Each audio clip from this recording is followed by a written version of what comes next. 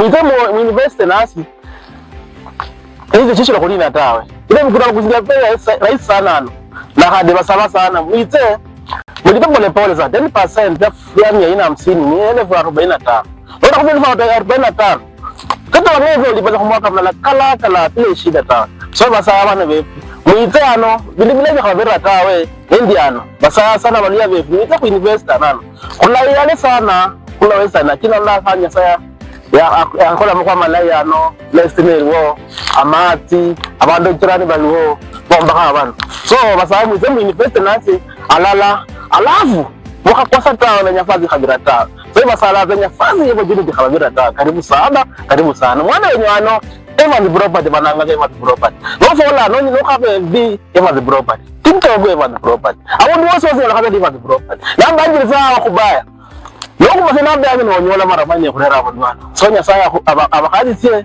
abandi muramba pesa mize asante sana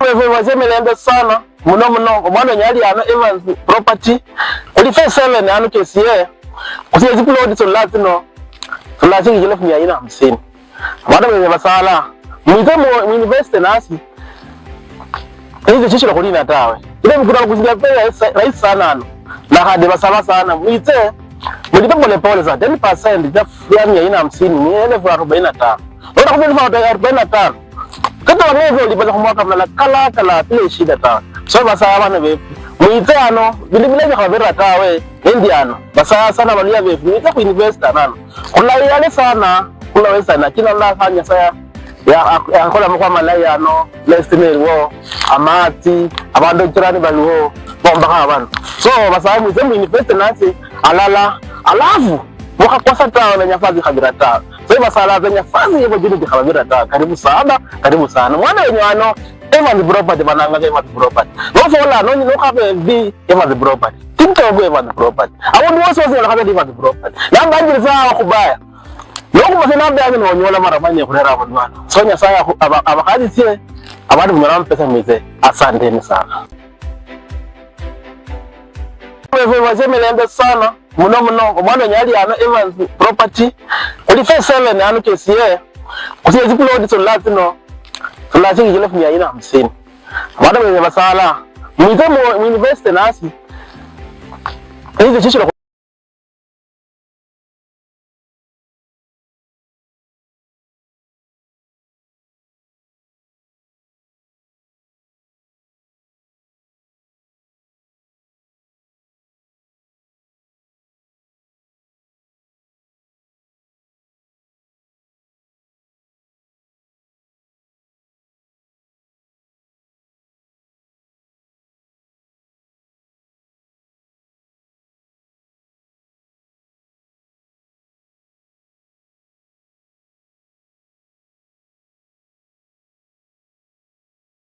This is Leeward Enterprises Limited. We are at our KCA Phase 7 project, which is located 15 kilometers off Namanga Highway and next to KCA University. Our plots are subdivided into 50 by 100 and they have individual title deeds. We offer free site visit daily and we are located at Kitengela Muigai Estate Efrata building. At this project, all social amenities are available. We have schools, we have hospitals, we have electricity, we have water, and ready neighborhood. This project is going for only 450k payment plan. We have for cash buyers, you get a cash back of 20k, and for installment, you deposit 10% and clear the balance within 12 months, which it's interest free, and we also offer free title deed transfer. Come invest with us, Leeward Enterprises Limited, a vision for your property. Good morning, check. Good morning. Hello investors, this is Leeward Enterprises Limited. We are at our KCA Phase. Check. Good morning, check. Are subdivided into 50 by 100 and they have individual title deeds. We offer free site visit daily and we are located at Kitengela Muigai Estate Efrata building. At this project, all social amenities are available. We have schools, we have hospitals, we have electricity, we have water, and ready neighborhood. This project is going for only 450k payment plan. We have for cash buyers, you get a cash back of 20. Okay. Good morning once again. Thank you so much for staying tuned on Top Prime Media, the hump of authentic vibes. Kila siku napatana hapa manze, tunafurahia kisisi. Sorry so much for that technical issue hapo ya sauti kidogo. Anyway, away from that guys, a very good day. Leo tarehe ngapi? Leo tarehe 28th of July 2025. Wait, 2027. What am I producing as a young man? Now, there's something good about today. Sitaki leo tuongee zaidi, tuko na shughuli mingi leo, tuko na mambo mingi sana ambayo sisi kama wana Top Prime Media tumesema kwamba lazima tukuletee leo. Right guys? So you know what guys, it's the time that we need to look at what's happening around. Na in our studio tuko na jamaa ambaye jameni kuanzia leo mmenizoea peke yangu, lakini kuanzia leo hatakuwa unanizoea peke yangu. Utakuwa na jamaa mwingine ambaye utakuwa hapa na yeye tunaangalia maana iko namna gani. So guys, ngojea producer wetu Elvis Mugambi hapo atupange atuime maana iko namna gani. Alright, ananiambia kwamba uko fiti. Alright, good morning. Good morning to you, Caleb. Oh my goodness, what are you doing? I'm doing fine. Maybe how was the night? My night was good. Actually not a night but a weekend. Thank you for having me this. What a fun in front of the cameras. Yeah. It's a good one, eh? Umeipenda sana. Naipenda sana. Umeonaje na always Top Prime? Top Prime Media is top. It's top. I love that jameni. Yeah. Napenda sana hiyo. Thank you. Bana karibu nyumbani. Asante sana. Yaani Top Prime Media ni mahali ambapo utafurahia. Nami kwa furaha.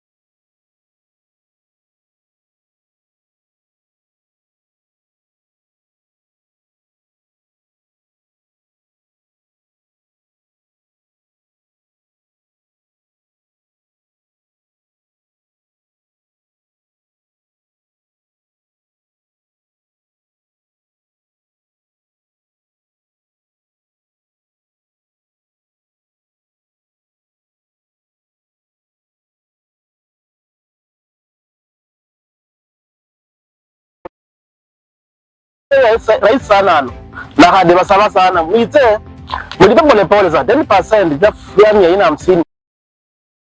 Ndio kwa mfano ya 45. Kata wewe ulibaza kumwaka mnala kala ile shida ta. So basaba na wewe mwite ano vile kwa vera ta wewe indiano. Basaba sana walia wewe mwite ku invest nano. Kuna yale sana kula wewe sana kila nafanya saya ya akola mko malaya no lestinel wo amati abando kirani balwo bomba kabana so basamu zembu invest nasi alala alafu wakakosa tao na nyafazi kabira tao so basala za nyafazi yebo jini kabira tao karibu sana mwana wenye ano Evans property bananga Evans property no fola no no kabe bi Evans property tinto go Evans property awon woso woso kabe Evans property. All right, thank you so much for tuning Top Prime Media Breakfast Show. Abadu mmeram pesa mzee. Asante sana. Good morning. Iko sawa. No, mwana nyali ana Evans property. Ulife 7 ano kesi yeye. Elvis iko sawa sana. Sisi upload so latino. Tunataka ngile kwa 50. Bado mwenye masala. Mzee invest nasi. Uko ready? Hizo chicho. Well, and welcome. Sorry for that. PSG leo system hapa lakini ndatusumbua tu bure, lazima tudinayo proper. Unajua lazima we deal with it accordingly, right? Sure. So tuko na John Mwandown leo ndani ya Top Prime Media Breakfast Show. Karibu sana jameni. Asante sana. Bana we cannot jameni, it's so sweet kwamba atakuwa hii shughuli tunaifanya proper, you know? It is going to be amazing. It is going to be fantastic. Sure. So ningependa tupitie pale magazetini tuone hali iko namna gani. Sijui uko na gazeti gani hapo kwanza? Nina gazeti ya Standard. Na gazeti ya Standard wame top headline wameipa 4-day Odilama ni ule mtetezi wa haki za kibinadamu. Na Mwambili aliyetekwa nyara huko na karushwa katika boda ya Kenya na Tanzania. Na wamesema kwamba walipokuwa hapo alikamatwa akapigwa pia akadungwa masirinji. Na baada hapo akatupwa kwenye mpaka wa Kenya. Na bado hapo mahali alipotupwa hakutupwa kwenye mikono salama. Aliendelea bado kuteswa. So issue abduction bado inaendelea. Abduction bado inaendelea hata baada ya our president kuahidi kwamba hiyo imekoma. Naam. It's unfortunately that mimi nilidhani kwamba stories of abductions zimeishia hapo, kumbe bado zipo. Na tunashangaa sana bado zipo. Na hiyo sio hali safi kwenye nchi ya Kenya. Sure. Maana hujui kesho yako iko vipi. Exactly. Maana mahali hakuna usalama, basi kila mtu hayupo salama kabisa. Naam. Naona pia mimi hapa Daily Nation nasema kwamba exposed police killings cover up. Hapo ndo story ambayo amesema kwamba court proceedings on police killing during recent protest are exposing attempts to conceal incriminating evidence in a pattern that they have played out in past trials. A judge once rebuked the blue code of silence, referring to as conspiracy within the police service to shield drug colleagues. Your story on page 4 and 5 of the Daily Nation. Pia naona wamepea stories missing activist was tortured by his captors. Pia naona wamepea story ya Ruto Ali's plot Mount Kenya comeback. Sijui kuna gani nyingine? Niko na The People's Daily. At The People's Daily top notch headline wameipa Ruto failed free education pledge. Na hapa ni kwamba katika siasa za mwaka 2022 alikuwa ameahidi ya kwamba free education itakuwa imepa kila mwanafunzi kutoka primary to secondary ama to high school yote. Lakini tuliona tuliweza kumuona akisema kwamba serikali ikisema kwamba haiwezi garamia the free education yenye ilikuwa imeintroduciwa na Rais Mwai Kibaki ikaendelezwa na Uhuru Kenyatta. Lakini hii yao bana hiyo story ya Rais William Ruto jameni, they want education to be expensive bana.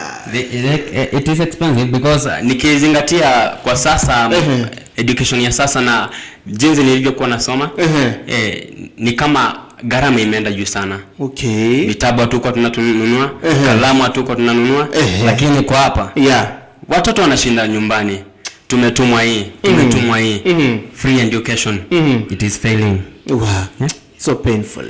Pia una pale gazeti la Taifa Leo umeiona? Taifa Leo nimeiona. Inasemaje ile? Taifa Leo nayo bado kichwa kikubwa ama headline kubwa ni utekaji wa nyara. Boda kwenye boda ya Tanzania. Na huyo ni Mwambili ambaye aliyetekwa nyara mtetezi wake za kibinadamu bado. Maelezo zaidi kwa ukurasa wa 2 na 3. Naam. So guys you can just naona pia kuna Star wanasema Aslan Nation youth for parts admin lack of formal jobs. Hiyo story iko pale ndani ya The Star, right? There's a top media newspaper review. We are coming back after this another break kidogo. Tuzungumze na tunywe maji. Uko ready kunywa maji wewe? Niko ready kunywa chai, ni asubuhi sana. Chai? Ni asubuhi sana. Very sana. I'm still looking for a perfect place to build your dream on. Lower the prices, got a good deal for you. This KCF is 7, which goes for 450k and is 15 kilometers off Namanga Highway and 2.5 kilometers from the KCA University ongoing project. We have a free daily site visit and we have ready individual title deeds. We are located at Kitengela Mwiga Estate, Efrata Building, 2nd floor. Investors, are you still looking for a perfect place to build your dream on? Leeway prices got a good deal for you. Because KCF is 7, which goes for 450k and is 15 kilometers off Namanga Highway and 2.5 kilometers from the KCA University ongoing project. We offer free daily site visits and we have ready individual title deeds. We are located at Kitengela Mwigai Estate, Ephrata Building, 2nd floor. So investors, are you still looking for a perfect place to build your dream home? Leeway prices got a good deal for you. Because KCF is 7, which goes for 450k and is 15 kilometers off Namanga Highway and 2.5 kilometers from the KCA University ongoing project. We offer free daily site visits and we have ready individual title deeds. We are located at Kitengela Mwigai Estate, Ephrata Building, 2nd floor. We are a member of that comedian. So investors, are you still looking for a perfect place to build your dream home? Leeway prices got a good deal for you. Because KCF is 7, which goes for 450k and is 15 kilometers off Namanga Highway and 2. My name is Charity. I'm watching TPM Breakfast. Showing by Caleb. I'm here at Malindi. Yeah, I appreciate to be a member of that comedian. Natazama Breakfast na Caleb Musyoki. I'm Joshua Otieno Joseph. I'm watching Top Prime Media Breakfast Show with Caleb Musyoki. My name is Charity. I'm watching TPM Breakfast. Showing by Caleb. I'm here at Malindi. Yeah, I appreciate to be a member of that comedian. Natazama Breakfast na Caleb Musyoki. I'm Joshua Otieno Joseph. I'm watching Top Prime Media Breakfast Show with Caleb Musyoki. My name is Charity. I'm watching TPM Breakfast. Showing by Caleb.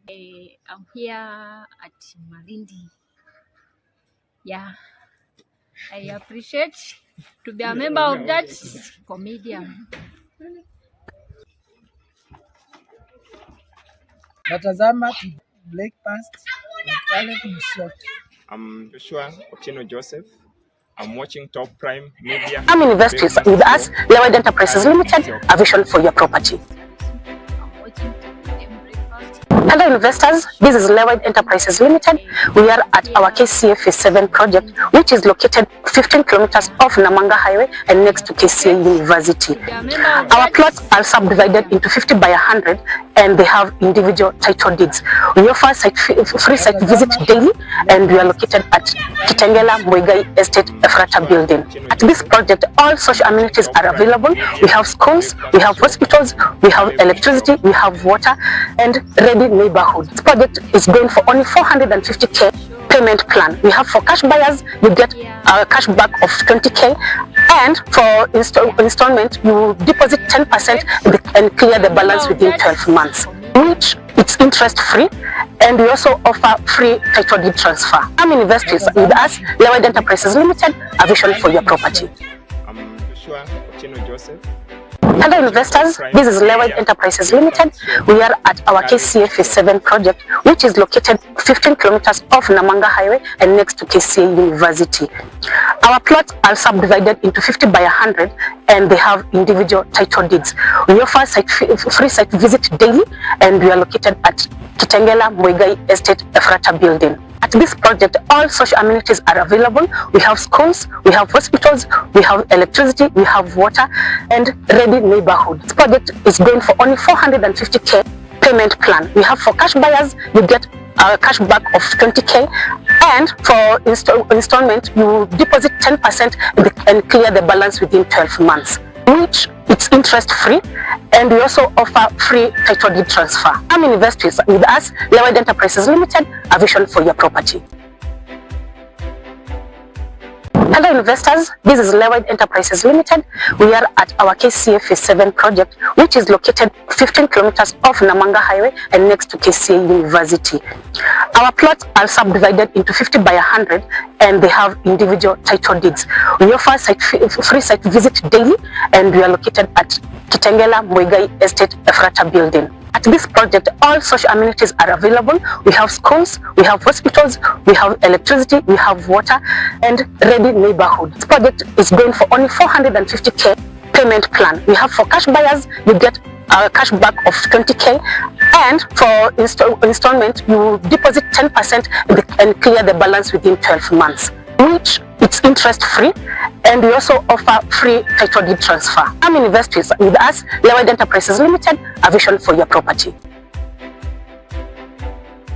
Other investors, this is Lewide Enterprises Limited. We are at our KCA Phase 7 project, which is located 15 kilometers off Namanga Highway and next to KCA University. Our plots are subdivided into 50 by 100 and they have individual. All right, once again, thank you so much for continuing to tune into Top Prime Media Breakfast Show. It's a very good day by the way. Hapa hivi tukiona vile maneno iko, vile shughuli zinasonga, vile kunaendelea, unaweza tufuatilia ama tufuatilie kwenye mitandao yote ya kijamii at Top Prime Media Breakfast Show. Kumbuka kuanzia pale Facebook, YouTube, Instagram, TikTok, kila mahali jameni, fuata pale Top Prime Media. Pia ni vyema utuambie show ukiwa wapi, mambo iko namna gani, uko vipi, are you feeling good, are you alright, uko salama ama maneno iko namna gani. Tayari tuko na guest wetu na studio zetu, anaitwa Mr. Aaron Baraka, ambaye atakuwa tunamwalika pale tuweze kuangalia vile maneno iko, vile shughuli zinasonga, tuzungumze tukua na yeye pale. Na kumbuka kutuambia unategea show kwa wapi. Pia hapo kwa screen kuna hiyo SMS ama namba ya WhatsApp, changamka kiwewe, tuambie wewe unasikia ama unatazama show kwa wapi. Na alright.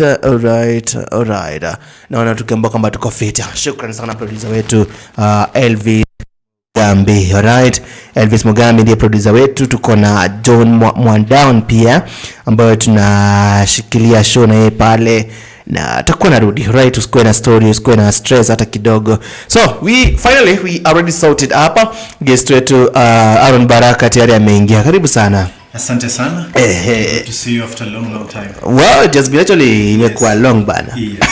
It feels good to be back. Yeah, inafurahisha tena zaidi. How have you been? Kwa sawa kabisa. Nashukuru wiki imekuwa sawa. Wow. Yes. It's amazing. Ulikuwa kanisani ama hiyo ni lazima. It's a must ujipate uko kanisani. Sure. Well, it's amazing. This morning nimeona kusema kwamba viongozi wetu wanapiga makelele, zile gari zao zikipita wakienda pale parliament kulala. What's the take?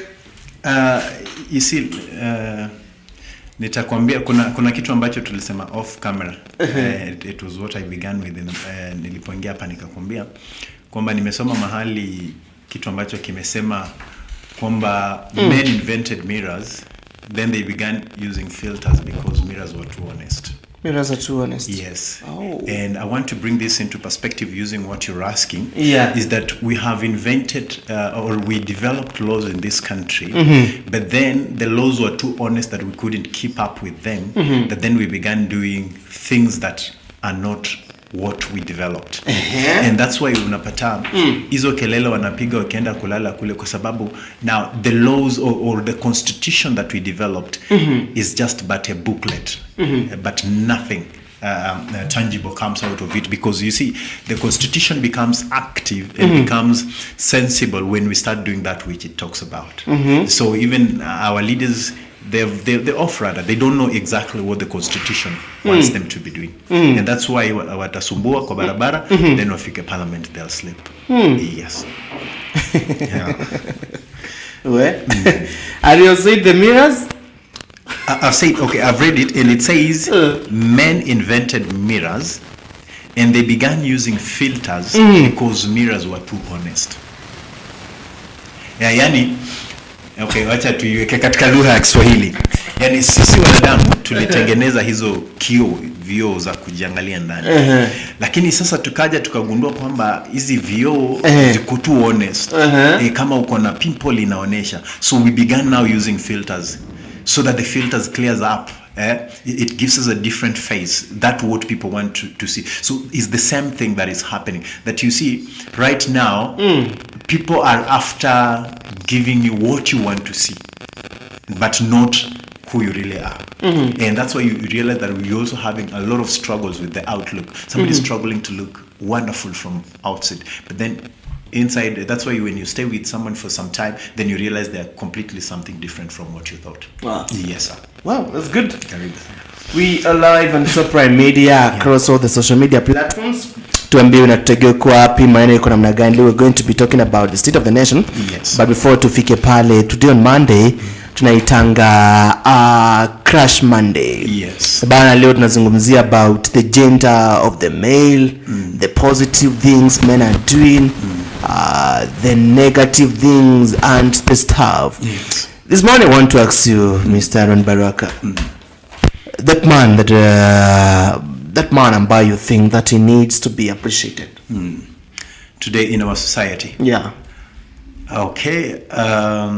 For me, a man that really needs to be appreciated. Anafaa weaje ndo. Okay. This is a man that that needs to be appreciated is a man who is responsible of themselves first, and then responsible even to the people that he's dealing with. A man that is transparent, honest, truthful. Okay. That's a man that needs to be appreciated. Wow. Because it's a very rare thing to find a person that is honest, and not just honest, but a person that is transparent, truthful. Yeah. Those are men that are very rare to get. So if you find such a man, you seriously need to appreciate them. Wow. Yes. There's a man also ambaye anafaa kemewe kidogo, wewe ufanye vizuri. Unajua siku hizi tunaisema katika lugha ya mtaa. Mwanamume ambaye ana umama. Hiyo mwanamume ambaye ana umama tunafaa tukemee kabisa, because okay, there is what makes us a man. Yeah. So you need to make sure that those values that makes what a man is, unafaa kwa hivyo. Sure. Ukikuwa na umama mingi, umama kuongea, umama vitu tu mingi. Let me tell you. Siku hizi hata unapata ati wanaume pia tu hizo filters zenye nimekwambia. Ameweka filters. Hey, come on. You find a man is struggling to have pink lips. Hey boss. You know what? Hiyo ni umama bana. There are very serious things to struggle about as men, not such very fun. Hizo tuachiwa na dada wetu. Okay. Let them enjoy. Yeah. Wanaume acha makeup. Bana achana na makeup. Makeup hizo achana nazo. Hizo achana nazo. It's okay. Umesikia hilo? Yes. So that's the main we can appreciate, mwanaume ambaye iko responsible. Yes. Na mwanaume ambaye anatumia makeups, wewe it's a bad manners. Hapana, isifike to that level. Be responsible, piga tu shower vizuri, just be neat. But don't go to those extremes. Utaanza kukua, it's so embarrassing and disappointing at mna struggle na girlfriend ama wife. Ati makeup yangu ulipeleka wapi? Ati si mimi ndo lip balm. Boss, hapana. Hapana. Kuna zingine ni extreme. Okay. Yes. Thank you. This beautiful morning. Yes. Tumeona kwa gazeti yes. Moja hapa nchini Kenya. Cheki na gazeti pia ambayo tunasomewa na mwanahabari wetu hapa. Yes. John Mondown. Zoea hiyo sura. Nimeshaiona. Azoea. Kijana amejikaa sana. Kuna gazeti la People's Daily. The People's Daily. Nasema kwamba Ruto's failed free education pledge. Just before I stepped in, then I saw again. I think this is majority leader in the parliament.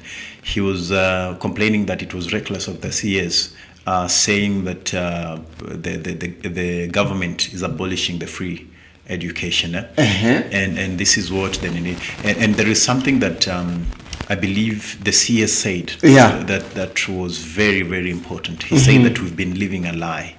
Yes, and I'll be very honest that one of the things that has brought us where we are as a nation today is we've been dishonest to our very selves. We've been living a lie for the longest time, and in my own view, as a country, we need a complete overhaul. of all institutions, because we've lived a life for the longest time, and that is what is eating us up. In fact, the former president, I remember when he said that we have a youth bulge in this country that needs to be taken good care of, because failure to that, then we're going to experience something that is, and you see these things that we've been seeing, the mandamano that is being done by the youths, Gen Z led protests, then you realize that it's because imefika mahali hiyo uongo imeanza kukua too expensive to manage. So because now the lies are too expensive, things are exploding. Yes. So that one about the government suspending, or I don't know whether they're suspending, I don't know whether they're abolishing, wherever it is, it is wrong. Because some of the benefit, these people that you even, it was so unfortunate that I had one of, I don't know, she's a woman rep, mentioning that free primary education is not helpful. Come on. And probably she was one of the people that managed to get help from the free primary education. So you see, this free primary education has really been helpful because it has gotten close to, I think when you look at the figures, free primary education got nearly to 100%, enrollment. When you look at high school, it got to around 50%. So you cannot come here and tell us that free primary education is not that important, that it makes parents to not to be responsible of their kids. No, that's very wrong. That's completely wrong. And if this thing comes to an end, trust you me, we've taken ourselves back to, I don't know how many years, even before independence. It is the worst of the things that can happen. Yes. So you won't tell me that, just say, is Mr. President now in the young people, like these young kids are growing, the opportunity and kusoma, what's it take? It's a dangerous trend if this happens, because let me tell you, some of us, even I who is seated here with you, have been a beneficiary of this. If it were not for this, I trust you me that some of us, free primary education and high school has seriously helped us, has shaped us who we are today. So you abolish these things, then you've killed so many futures, because let me tell you, kuna watu ambao wanaenda tu class kusoma boss. Hata you don't need even, yani unatoka in a society where umekapitia mpaka you don't need somebody to tell you boss soma. We mwenyewe unasoma. So story ya kutuambia the parents are responsible, that is wrong. Yeah, there are people that are beneficiaries of that free primary education, I being one of them, and let me tell you something, it seriously helped us. Seriously helped us. So that is just killing our future if you tell us that kids can no longer go to school. So the capitation?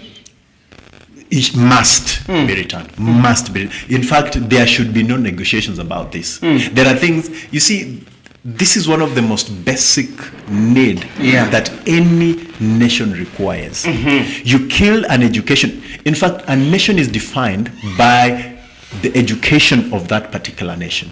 So if you're killing education sector in any nation, you've killed that nation completely. Because what you're going to do is now literacy levels are going to go high. Now you're leading a nation that people are completely literate. They don't know what is happening. They don't even care. They are very, very responsible. And that's not what we want as a nation. I've seen teachers saying that they'll be forced to shut down the schools. I have also seen so many teachers ambao wameenda wakasomea, and what they're saying is that no jobs. They also have seen the teachers saying they are going to close schools earlier. What's the take out of that? I'll tell you, it's so sad that I have friends that are even teachers. And it's so sad how they're telling you, Harun, I even have a TSC number, but I don't have a job. You get the thing? And you look at this and you realize that we've become a very sad state. We've become a state that is kind of, we don't have even a sense of direction. We don't know where we're coming from. We don't know where we're going to. I'm not saying that we rely on the government entirely to give us opportunities. But there is something that the government can do that is helpful for these young people to be able even to do their own things. For instance, if we create an environment that is conducive, you get the thing? Some of us that are talking here probably we're not into employment. We're doing our own businesses. But you see, create an environment that my business can thrive. Sure. Then that one will help me. If you're telling us that all these teachers should not be accumulated or cannot be accumulated in school, but then can you have an environment that even with that education that they have, that going to school that they have done is helpful. They can come back and they're like, okay, let's be creative. We'll be able to do this because I'll tell you.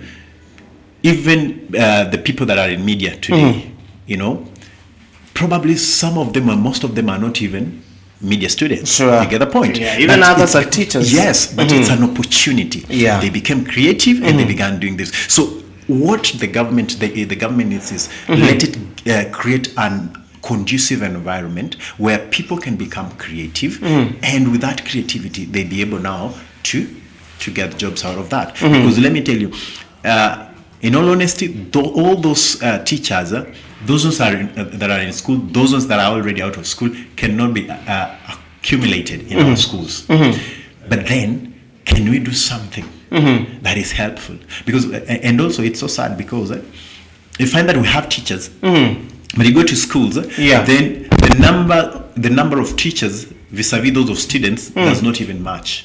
The ratio is completely off. But we have teachers. But if we can talk to these teachers, if we can have a serious sit down, because one of the things that I believe is also messing us up is because we are not having honest conversations.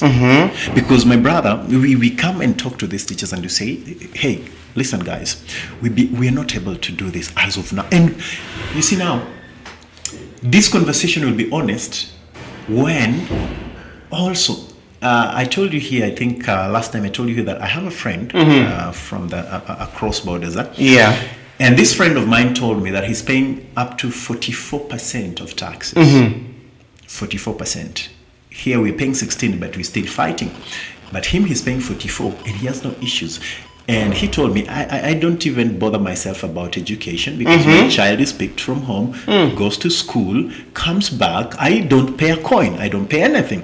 Roads are there. So this guy was telling me that even in the next year or two, he might pay his taxes up to 54%. And he has no issues with that. Why? Because things are working.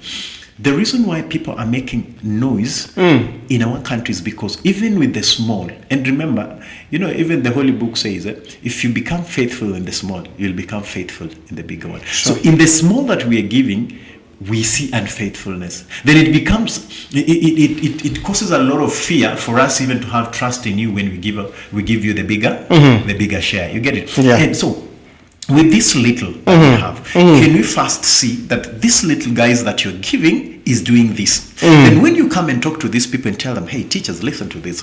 We are not able to sustain this kindly. And we're having so many people that have been in schools and they're coming out here and they also need these jobs. Can we agree on a salary model that is we are going to have so many teachers, we're going to have so that the ratio of teachers to students is okay, but please understand, you see, once a person sees that truth, that honest, that you guys are being transparent in whatever you're doing, trust me, people will agree to it. But we are having issues because the transparency, the truth of what we are giving is not there. So it is difficult for us even to trust you when you say that I want us to have a conversation. And that's why you saw doctors are also planning to have testing. Why? It is because we are not being honest. We are not being transparent.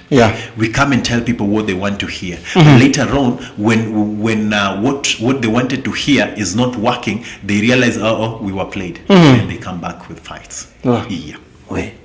This is Top Prime Media at the hump of Authentic Vibe this beautiful morning. We are speaking with Aaron Baraka, speaking about what's happening. And Aaron Baraka, it's exactly 9 a.m. Yes. At the time, I'll pause a chord for you. You're going to be giving us your answer. Yes. And the quote is, who is the one observing the thoughts? And what is the nature of the observer? Who's the one observing the thoughts? And what is the nature of the observer? And what is the nature of the observer? It just be giving us the response of that in a few. So guys, we are going for a very short break. After that very short break, we'll be back here on air and what's happening around inaendelea. So just give us a feedback up if you call comment section. Mambo ikuwe safi. Title deeds. We offer free site visit daily, and we are located at Kitengela Muigai Estate Efrata building. At this project, all social amenities are available. We have schools, we have hospitals, we have electricity, we have water, and ready neighborhood. This project is going for only 450k payment plan. We have for cash buyers, you get a cash back of 20k, and for installment, you deposit 10% and clear the balance within 12 months, which it's interest free, and we also offer free title deed transfer. Come invest with us, Lewide Enterprises Limited, a vision for your property. Hello investors, this is Lewide Enterprises Limited. We are at our KCA Phase 7 project, which is located 15 kilometers off Namanga Highway and next to KCA University. Our plots are subdivided into 50 by 100, and they have individual title deeds.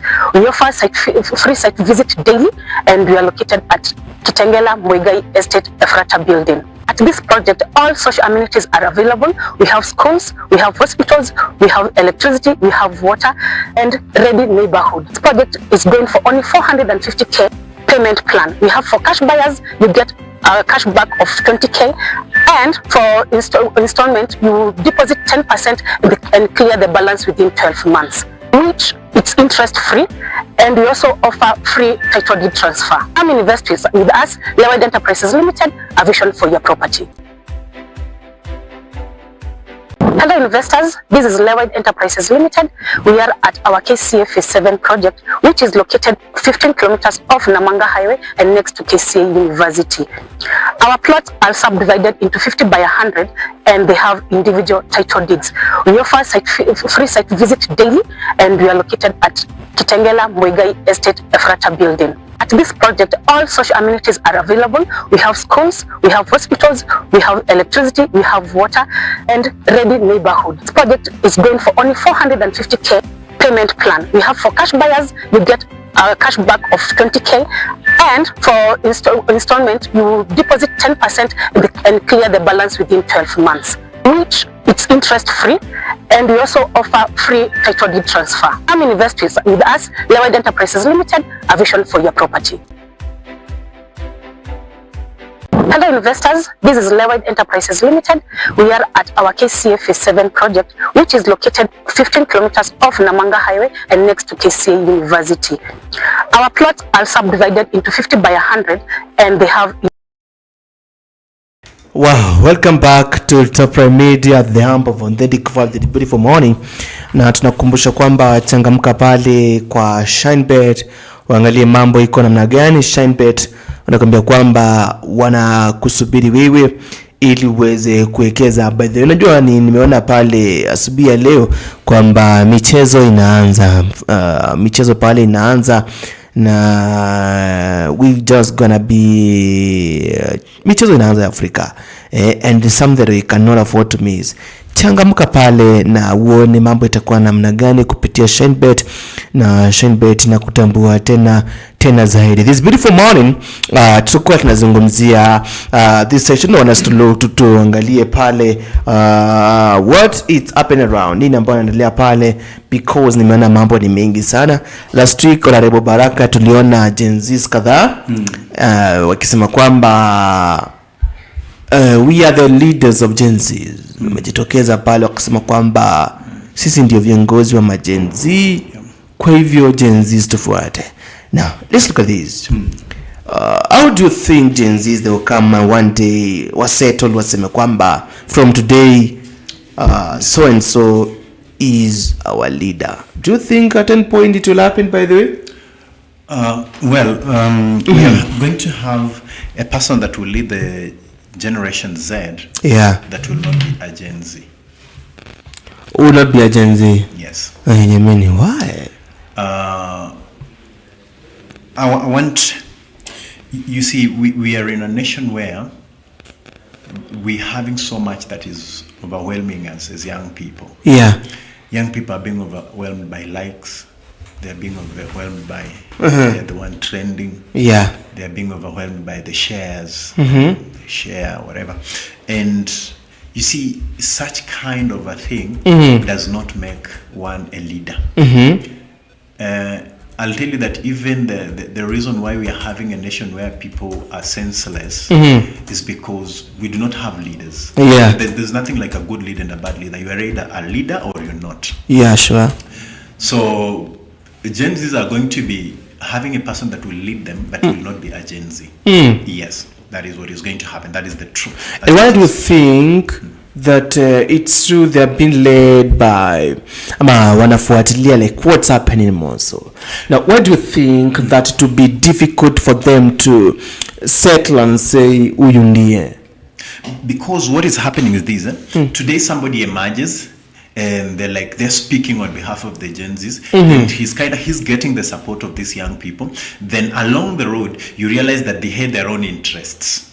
They've already become celebrities. They've already got an opportunity here and there. So you realize that their agenda was not pushing for an honest conversation. And I told you that this is because we inherited these characters. We inherited the bad characters. So you realize that this person is making noise or is becoming so vocal, not because he has the interests of the people or he has the interests of the other young people, the brothers and sisters, but because he has a target. Yeah. So once he hits the target, then it's done. And that's why you've seen even before, there are people that came up and they had the support of the young people. Then after they were given some positions and certain things, then they just disappeared in thin air. And nowadays you don't even know whether they exist. They just technically talk about the issues, but tunasema wanauma wakipuliza. Sasa unapata siku hizo wanauma wanapuliza. Why? It's because they still want to have the young people, so they're in between there. So for that reason, then it becomes very difficult for Generation Z to have a leader from within themselves. Yes, so they will have to get somebody that is not within themselves that is going to lead them. Yes. Looking about the whole scenario whereby these young people, it may be difficult for them to set on one leader. These young people claim to be leaderless, tribeless, those stuff of what they're saying. Do you think this thing, let's just call it bringing the young people of Kenya together? Why is it now this unity aiwaleti pamoja, looking at the perspective of this issue where they're coming together? What is the unity for if it cannot bring someone, it cannot raise a leader from them? Leaderless, formless, triballess. I remember I told you here that these are just but political slogans. Yes, they mean nothing, completely nothing. Because I want you to understand something. There's a time we said here that we are having people that have got a nation at heart. They don't have. They have a nation at heart. Sorry. Yeah. They don't have the strategies of ascending to power, and there are those ones who have the strategies of ascending to power, but they don't have people at heart. Now, when you bring in the slogans of leaderless, formless, or whatever, you realize that these are just but political slogans, but they remain senseless until people come to a place of understanding that this formless, tribalist, whatever thing cannot hold us together. We must come up with an understanding that this is where we want to go, this is how we want to go there, and this is the person that we are mandating to help us get there, not to lead us, but to help us get there. You see, that means that this person will be open to questions, open to accountability. Now, that way we'll get to some point. Yes, but being formless and whatever cannot bring unity until you understand where you want to come from, where you want to go, how you want to go there, and now tell one person, we are bringing you here. Not that you are superior than us. No, we have given you an opportunity to help us as we continue. But make sure that consultations are done to us for us to be able to share our thoughts, to disagree agreeably, then we head somewhere. Yes. looking at that, I'm looking at this thing now, using the social media where these Gen Zs meet. There's the X-Space, there's the TikTok Live, there are clips they're sharing on Instagram, on Facebook, and then trying to criticize the Kenya Kwanza government. Now, talking about through the social media, do you look at this thing and see that these young people using the social media, mobilizing everybody in the Republic of Kenya, telling them this, that, why can they also not elect a leader through that? Let me tell you this. It is difficult because even look at those social media. You find that on X, we are having like we having like 10 people that are holding those particular conversation at one point.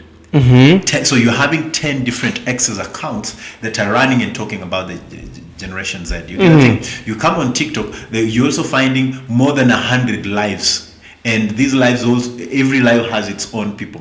They're also having their own conversation about the same thing. So you realize that this becomes difficult unless you're going to have several leaders of several people. Then that one, let me tell you, you cannot bring 10 people that act in the same capacity. Yeah. You cannot even bring 3 people that act in the same capacity. Then there's not going to be progress. So you see, that is the difficulty, that you cannot get a leader elected through these social platforms, because we are having several lives, several conversations that are happening, being led by different people, and those people have their followings. So for instance, I'll tell you, let's say you are doing a live, I'm doing a live, the rest of the team is having lives, we're having our followers. They will definitely, if I'm the host, they will definitely elect me to be in charge, or probably they'll select somebody. You'll have the same thing. Now, everybody has a people or a person they feel that this is my leader. You have your people, I have my people. So when we meet, remember that we are sitting, we are all leaders elected to lead our different followers. What happens? I will not agree with you at some point, because there is a conversation that I may bring in that it does not sit well with you, and you'll disagree with me. And for me, I'm like, no. So at the end of the day, we are not going to have something tangible out of that. So it cannot happen. Through social media, it cannot happen. Yes. Talking about the influence of the young people, let's look at this thing this way, that when there's so many young people, they are saying, I want jobs, Yes. Umesoma, you get those old stuff. Now, Aaron Baraka, just to ask you this, do you think hii uchungu wako nayo will lead them in the right way, ama inaweza ikawapotosha, ama iko namna gani? One trouble with bitterness is that you make decisions that are not well thought out. It's like doing a half-baked cake. It will never, when you give us when somebody walked in here and they served us a half-baked cake, we don't enjoy. Na hata tukisema tunaenjoy, ile tutakuwa tunampaka tu mafuta. Lakini the truth is now, the problem with bitterness is that bitterness leaves you an emotional individual. You are very undecided.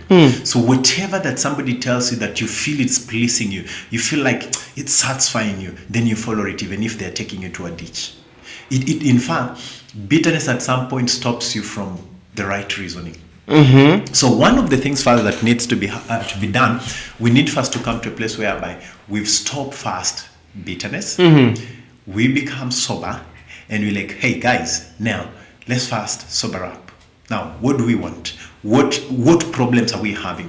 We've gotten the problem. What are the solutions to these problems? Okay, now how do we get to start working on these solutions that we've put down? Then that one will lead them to the right places. Yes. Well, that's good.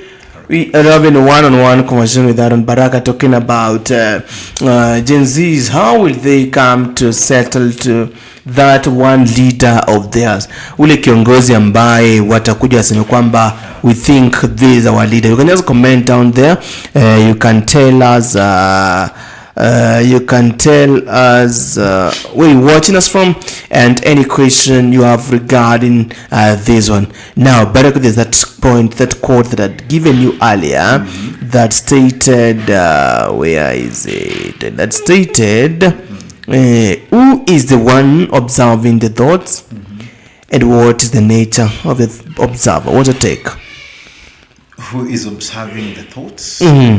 What is the nature of the observer? Exactly. Wow. Okay. Maybe I break it down this way to my understanding. Yeah. The one that observes our thoughts is our mind, our consciousness.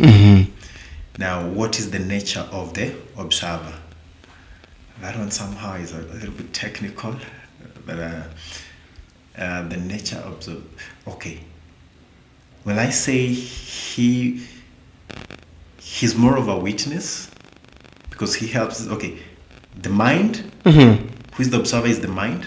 And then what is the nature of the mind witnesses to us? Yeah, that's probably how I would version it. Yes. Yes. So if I'm not my thoughts, who am I? If you're not your thoughts, then you're a completely different person. You're lying. You're lying to us. Yes.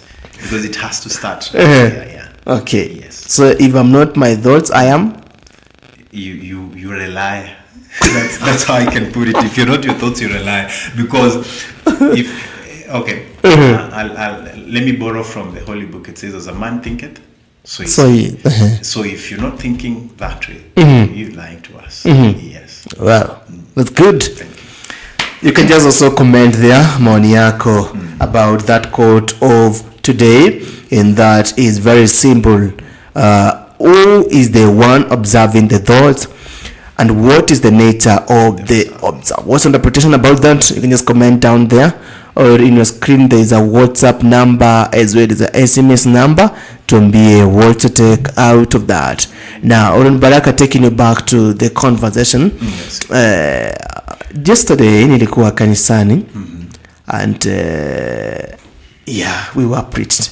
Away from that, now let's go back to church and the Gen Zs. Arun Baraka has just been checking around, and I've seen that last week or last week, but one we saw church in State House. Yes. They spoke, they opened up, which is acceptable. No one that's against that, but we're always against the character. Let's look at this. Do you think Gen Zs at any point, I know we discussed this thing, but just for the backup of this whole story about Gen Zs, do you think Gen Zs at any point they'll call the church and tell them, these are our leaders, we welcome you, pray for them as we support them? That won't happen in the open that you see. Okay. I want to answer this in these two ways. Yeah. One, Gen Zs are going to play a very vital role in who becomes the next president of this nation. And what will happen is this, that these people will have their own style of leading or leadership. Now, they may not tell the person that we want you to be prayed for, to go be prayed for. They might not tell the person, but the person may realize that it is necessary that I need God in this particular process, so they might go for the prayers. Gen Zs might not come out and tell the person, go be prayed for. No, they're going to be an endorsing force to who becomes the president. Yes. Okay. Yeah, but not necessarily directing the person. Yeah. So the church itakuwa minimal. Sorry to say, but this is the truth. Right now, nobody even takes the church that serious. Yeah, that's the truth. I don't want to, truth is truth, and truth is helpful. Right now, as a nation, even the church it's like the church has no position in our nation. Yeah, saizi church ni kama PR. Yeah. Saizi church ni kama PR. Because I'll ask you a very simple question. If the church was serious, then it would have a voice. Do you hear the voice of the church today?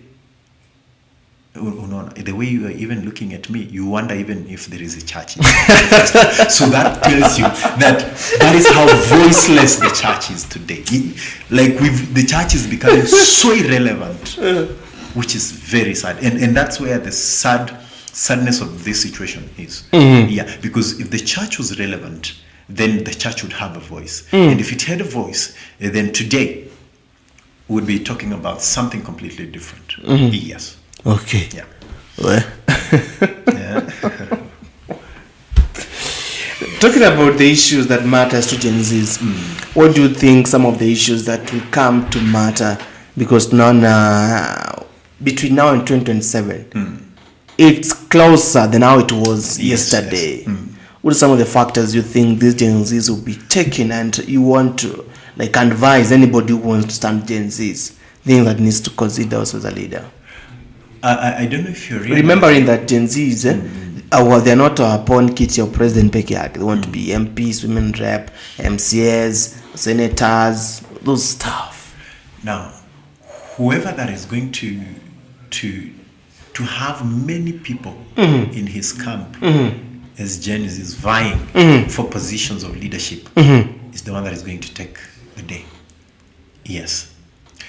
I'll tell you that it will be very hard, even these big political parties, if they are going to allow the people who this young generation feels watu ni wazee kitawaramba asubuhi na mapema tena.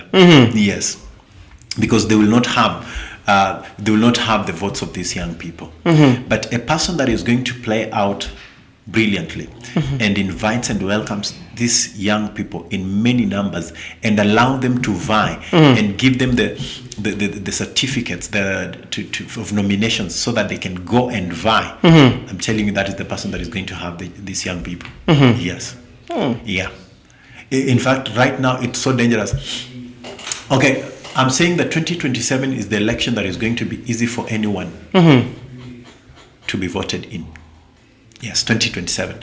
Because we are at a place where there is no a favorite of anyone. Sahi hatuna favorites. Saizi ni, do you care for us? So you care for them, you scratch their back, they'll scratch yours. That is the principle that is going to play out in 2027.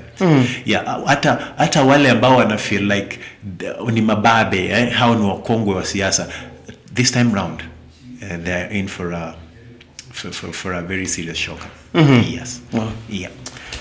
I'm just checking around. Somebody, don't know who is this, sharing this very. I think this is a breaking news. I'm seeing a guy who is 23 years old, a casual worker at Wobb's car wash in Kitengela, brutally tortured and killed by at least 6 of his colleagues. Wow. They accused him of theft without any evidence. Despite his grave condition, they allowed him to make one call. And nisemekana kwamba amepigia brother yake Sarota ambaye alikuwa gong na beg for help. I don't know why. Okay, we're just going to follow that story. Now, going back to a topic, just a story that is developing, and we're going to be checking it. Now, talking about the ile confidence iko na majencies, so akisema kwamba kama wafanyi maandamano streets, wanaifanya online. Yes. Do you think this war for Gen Zs, either streets or online, is shaping the politics? It seemed to shape, but it's stopping to shape. It's stopping. Yes. Why?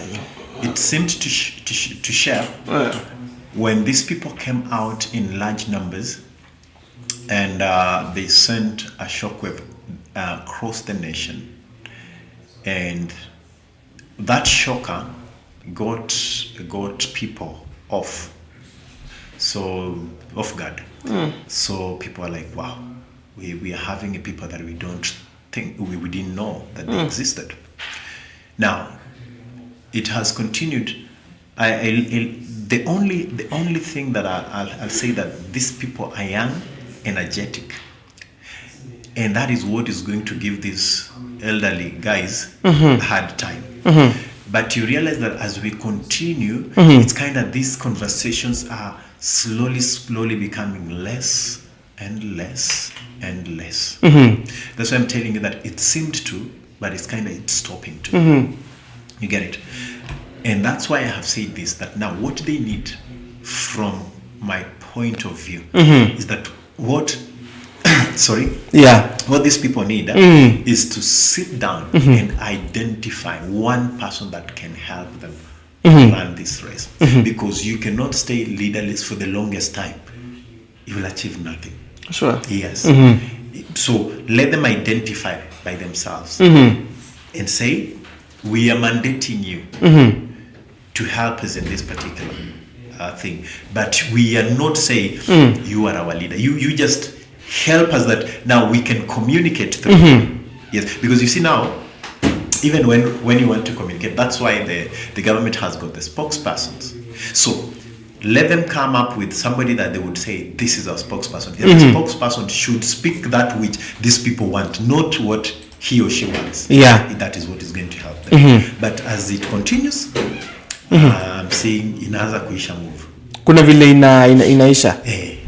So it needs to be, for it to be powered, it needs now a person that speaks on their behalf. Yes. If Gen Zs maybe by any chance they take over the Republic of Kenya, yes, how do you see it in the next 10 years? You see, the bad manners that we've inherited, will still go on. I told you that we need a complete overhaul as a nation. We are still a selfish individual. Very selfish. You see, my brother, I want you to understand this. That somebody speaks so well before they ascend to that power. I want you to look at how the presidency of this country has been. Huyu anasema huyu ajui kazi ni mimi najua. Wakati anapewa na realize si vile nilidhani. You see, you can only howl and shout when that responsibility has not passed to you. But when it's passed to you, then you realize it's different. I think I don't know if I'm allowed to share this. There's just a very short documentary that I watched, and the former U.S. president was saying that when he got into that office, he could receive calls from this American man that he didn't see, he never met with, but he could just hear his voice, and he realized that he couldn't just do things the way he thought he would. And at some point, he tried to bring in his hard head, and he was told, you cannot do this. You get the point? Then you realize that, it's not as I thought. It's not as it seems. Yeah. You get that thing? So, you see, that you get there and you realize that bad character will still continue. Why? It is because first we're still having issues of, we still angry, we're still bitter, we're still frustrated. So first it needs us to be sober, to call ourselves to soberness. After that, now, then a complete overhaul, a complete changeover, makeover of, you know what? First here, all we care is for our nation, the greatness of our nation. Now, let's work towards that. That is when we are going to achieve what we want. So as of now, let's first do an overhaul. Then from there, let's move forward. Wow. Yes. Naona dakika zimetupwa kisongo kabisa pale. Now, Honorable Aaron, what message could you pass to Gen Zs during this time? Beg your pardon? The message that you could share to Gen Zs during this time whereby they are looking for a person asimame wamshike mkono wote kwa pamoja. What message could you give them? Just watch them. This is what I would tell the Gen Zs. First, I want us to heal. We're still suffering from bitterness. We're still suffering from frustrations, which is very, very right. Because we've been in this environment that it has not been so conducive. But then somebody said that if you don't heal, you may bleed to people that did not hurt you. So let's heal so that we do not bleed to people that did not hurt us. Because if we don't, then chances are we shall bleed, and we shall bleed to wrong people. So that would be my advice. Let's first heal. Then after this healing process, after we've healed, now let's get someone and say, please take it up. And even that person also should and must be healed so that they be able now from there to take us forth. Wow. Yes. That's amazing. It has been a really good one. Avenue Aaron Baraka on our studio taking time to converse about Jameni, utaki kutuambia mambo about Mr. Blazer wewe? Oh, Mr. Blazer.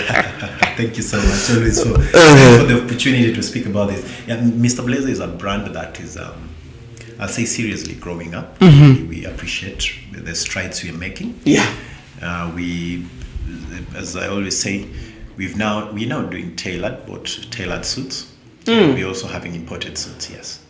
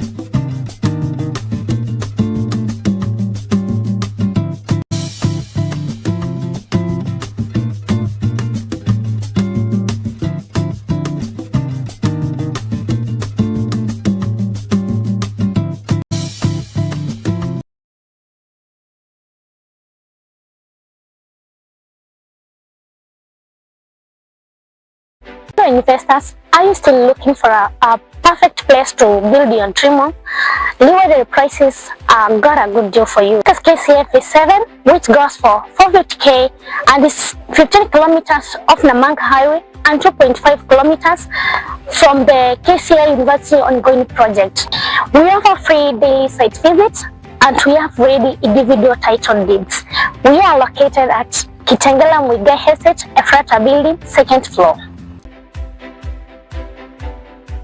Investors, are you still looking for a perfect place to build your dream on? Liwade prices got a good deal for you. This KCF is 7, which goes for 450k and is 15 kilometers off Namanga Highway and 2.5 kilometers from the KCA University ongoing project. We have a free daily site visits and we have ready individual title deeds. We are located at Kitengela Muigai Estate, Ephrata Building, 2nd floor. Investors, are you still looking for a perfect place to build your dream on?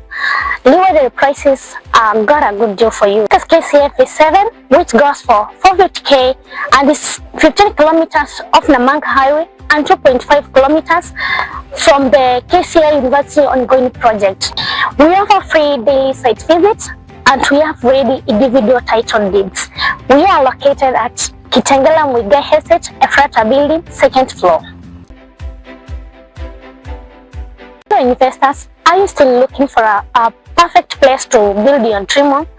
Liwere prices got a good deal for you. This KCF is 7, which goes for 450k and is 15 kilometers off Namanga Highway and 2.5 kilometers from the KCA University ongoing project. We offer free daily site visits and we have ready individual title deeds. We are located at Kitengela Muigai Estate, Ephrata Building, 2nd floor. So investors, are you still looking for a perfect place to build your dream home? Liwere prices got a good deal for you. This KCF is 7, which goes for 450k and is 15 kilometers off Namanga Highway and 2.5 kilometers from the KCA University ongoing project. We offer free daily site visits and we have ready individual title deeds. We are located at Kitengela Muigai Estate, Ephrata Building, 2nd floor.